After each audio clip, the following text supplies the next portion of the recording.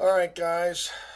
Todd here, back for another edition of Freedom Steel, former NRA contract lobbyist and all around Illinois gun law guru. This is going to be an update on House Bill 5855 and the semi auto ban attempts in the General Assembly.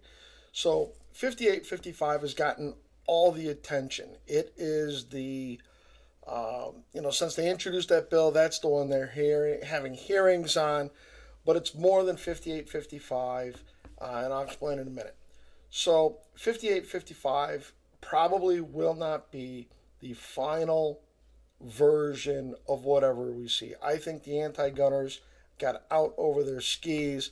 I think Representative Morgan is acting more like an activist and playing to the anti gun groups and their crew than he is, coordinating efforts with the House. If you, at the tail end of the hearing I was at, Representative Slaughter said, they haven't landed this plane yet, which I think was his code for saying that, they're starting to see problems within this bill.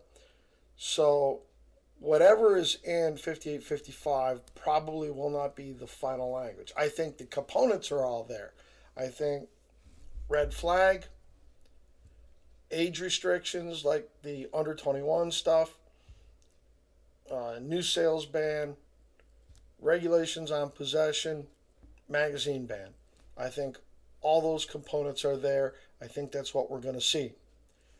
So, what do we have? The Scum Times let it out that the Senate's working on a bill, their own bill. We got confirmation of that, and we don't know what's in it. We're not going to know until they file an amendment somewhere, which means how is this whole process going to work? So the Illinois Constitution says that a bill has to be read by its title 3 separate days in each chamber. So that means on a brand new bill like House Bill 5855, you would need 6 days to pass the bill. They don't have 6 days of lame duck session. So lame duck session starts on the 4th, runs to the 7th. They come back for 1 day on the 10th. Now, in this mix of everything, they just had a good chunk of the SAFE-T Act thrown out and declared unconstitutional in 65 counties. With that appeal is going up to the state Supreme Court.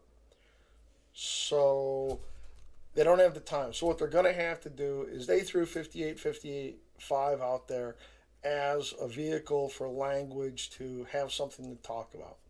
It is very likely that they will find another bill, a bill that was most likely passed from one chamber to the other. So they'll find a Senate bill in the House or a House bill in the Senate, and with that, they will sit there and gut it, replace it, and amend entirely new language into it dealing with whatever they want. The Senate seems to think that the House went too far.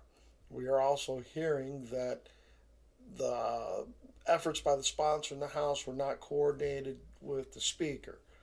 So there seems to be some disconnect there. The real question is how close is the House and the Senate working on coming up with a final product? Is the Senate going to sit there and just find a House bill, amend it, pass something over there, and say take it or leave it? Madigan used to do that to the Senate all the time. It's a possibility. Don't know. We don't know how much of this SAFE-T stuff is going to take up lame duck. Don't know people that are going to be absent, which diminishes numbers. There are a lot of moving pieces to this. So we're not sure. And remember, if they find some unrelated bill, they gut it, they replace the language with the gun language, and they pass it out of the first chamber, Senate to the House, House to the Senate. The second chamber has two options. Option one, accept it, pass it, away it goes.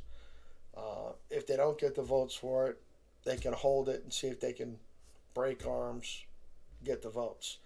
or they can move to non-concur, and then they could turn around and try to set up a conference committee and negotiate the pieces to where they have a disagreement on. We have not seen a lot of conference committees in the past few years. Just been a practice that's gone out of style because sometimes smart lobbyists would all of a sudden insert things into conference committee reports, and it didn't have to go back through a whole committee hearing. You only had to get a majority of those on the conference committee to sign off. So if there were 7 people on the conference committee, 4 signatures, and it was going to a vote on the floor. That was it. Process used to be a lot of fun back in the day when Illinois was the wild, wild west. But they've been keeping control of it pretty tight on now. So we're not exactly sure. Here it is, Friday evening. They haven't filed any new language that we've seen. There isn't anything else. Monday's a holiday.